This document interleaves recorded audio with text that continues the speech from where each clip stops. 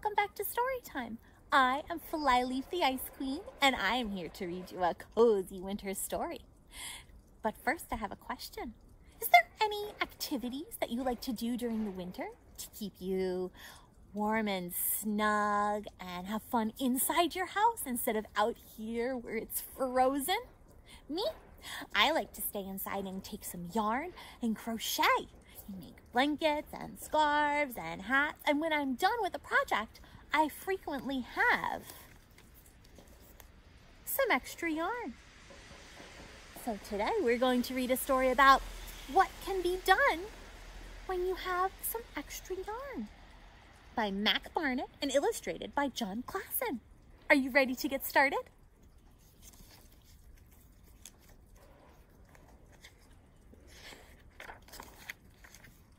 Extra yarn.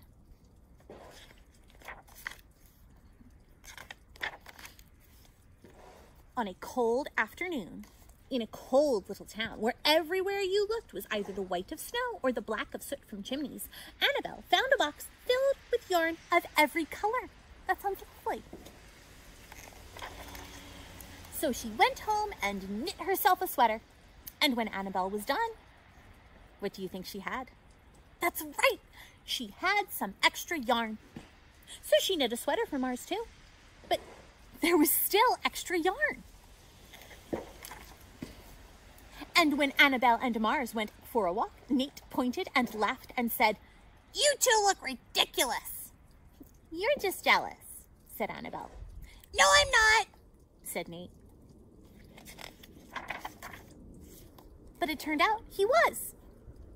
And even after she'd made a sweater for Nate and his dog and for herself and for Mars, she still had extra yarn.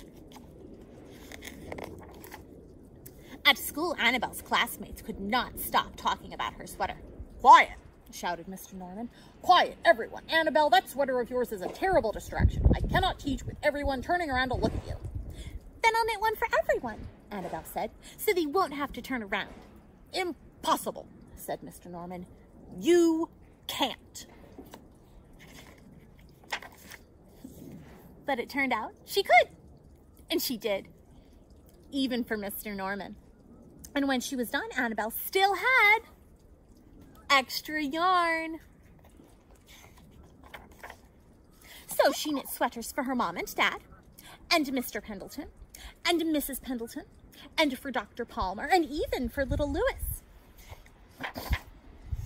She made sweaters for everyone, except Mr. Crabtree, who never wore sweaters or even long pants, and who would stand in his shorts with the snow up to his knees. "No sweater for me, thanks," said Mr. Crabtree. So she made Mr. Crabtree a hat. And even then, Annabelle still had extra yarn. She made sweaters for all the dogs, and all the cats, and for other animals too. Soon people thought, soon, Annabelle will run out of yarn. But it turned out she didn't. So Annabelle made sweaters for things that didn't even wear sweaters. Sometimes it's just fun to get creative. Things began to change in that little town.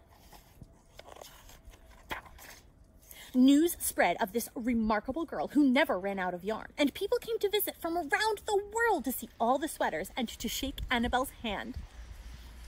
One day, an archduke, who was very fond of his clothes, sailed across the sea and demanded to see Annabelle.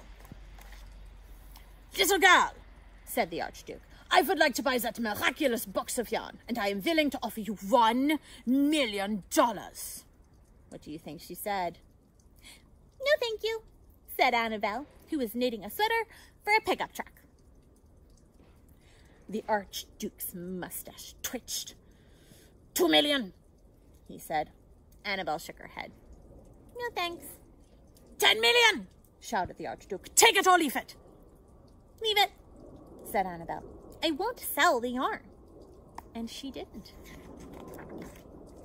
So that night, the archduke hired 3 robbers to break into Annabelle's house, and they stole the box and took it to the archduke, who set off across the snow and sailed over the sea back to his castle. The archduke put on his favorite song, and sat in his best chair. Then he took out the box and he lifted its lid and he looked inside. What do you think he found there? His mustache quivered, it shivered, it trembled. The Archduke hurled the box out the window and shouted, "Little girl, I curse you with my family's curse. You will never be happy again."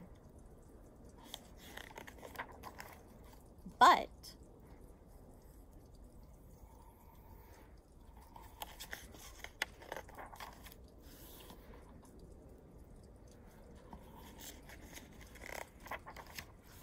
it turned out she was.